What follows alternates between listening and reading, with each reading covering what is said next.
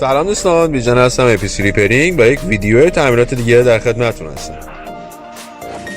خودروی نمونه امروز ما یک مرسدس بنز C200 مدل 2014 هست که مشکل میسفایر پیدا کرده. که قبلا گفتم در خودرو کامپیوتر موتور با توجه به فاکتورهایی که کمپانی براش تعریف کرده میتونه عمل دیاگنوستیک موتور رو انجام بده و به طبع اگر خطایی وجود داره کد خطا رو در کامپیوتر ثبت کنه. همونجوری که مشاهده میکنین کامپیوتر این ماشین کد خطای میسفایر برای سیلندر 1 رو در خودش ذخیره کرده که در ادامه با هم بررسی میکنیم که این کد خطا برای چی در کامپیوتر ثبت شد. طور کلی زیاد شدن گپ اسپارک پلاگ یا ضعیف شدن کوئلز ها یا کم شدن کمپرس موتور یا حتی ضعف در هد گاسکت و والو های انجین میتونه باعث میسفایر در خودرو بشه. لازمه که اضافه کنم یکی از مواردی که میتونه باعث میسفایر باشه به هم ریختن میکسچر ایرفلو ریشیو هست که یکی از مواردش میتونه ضعف در انژکتورهای انجین باشه. به طبع مرحله اول برای چک کردن این خطا اینه که کوئل ها و اسپارک پلاگ ها از روی موتور باز بشن و مورد بررسی قرار بگیرن. همونطور که شاید بدونین اصلی ترین قطعه در سیستم جرقه شمع یا اسپارک پلاگ هست. با بررسی این قطعه میشه کیفیت احتراق داخل سیلندر رو متوجه شد. در حین چک کردن اسپارک پلاگ ها میشه کوئل ها رو از نظر وجود ترک بر روی جداره کوئل یا وایر یا حتی ضعف در جرقه مورد بررسی قرار داد. کوئل ها و اسپارک پلاگ ها جزو اون قطعاتی هستن که اگر یکیشون خراب میشه بهتره که مجموعه به صورت کامل عوض بشه. دیگه از دلایل میسفایر میتونه وجود آب یا روغن برای چینی شمع یا اسپارک پلاگ باشه که باعث میشه جرقه خارج از محفظه احتراق نشت بکنه.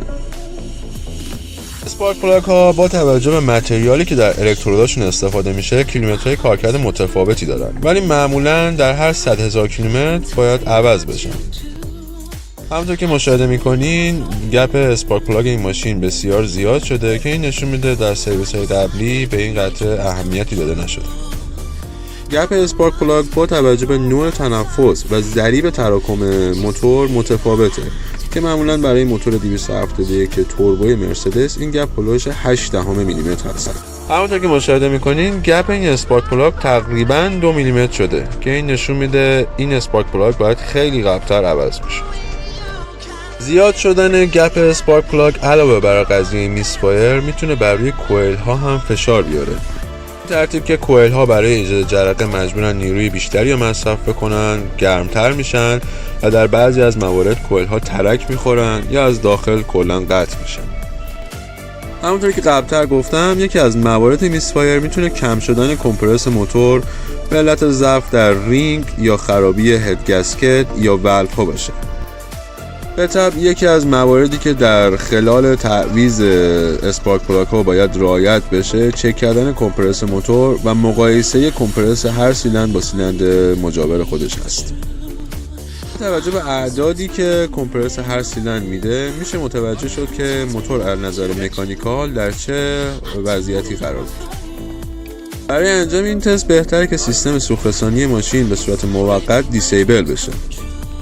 لازمه که اضافه کنم بررسی و آنالیز این اعداد میتونه بیانگر این باشه که موتور اگر اشکالی داره در چه قسمت اشکال داره که بحث مفصلی هست و خارج از بحث امروز ما قرار میگیره. به صورت کلی 10 تا 15% اختلاف در کمپرس سیلندرها قابل قبوله و میشه گفت موتور از نظر مکانیکال مشکل خاصی نداره. و اما موتوری که امروز روش کار کردیم موتور M271 که اِوولوشن مرسدس هست با بلاک و هد آلومینیومی. در نمونه اولیه این موتور از سوپرچارج استفاده شده بوده ولی بعداً سوپرچارج از روی موتور حذف شد و جاشو به توربوچارج داده. حالت سوپرچارج این موتور حد اکثر 190 اسب بخار تولید میکرد ولی توربوچارج تونست به این موتور قدرت 210 اسب بخار بده. فناوری سوخت‌رسانی این موتور CGI یا چارج گازولاین اینجکشن هست. این موتور با 2 میلی سوپاپ و 4 والو برای هر سیلندر طراحی شده.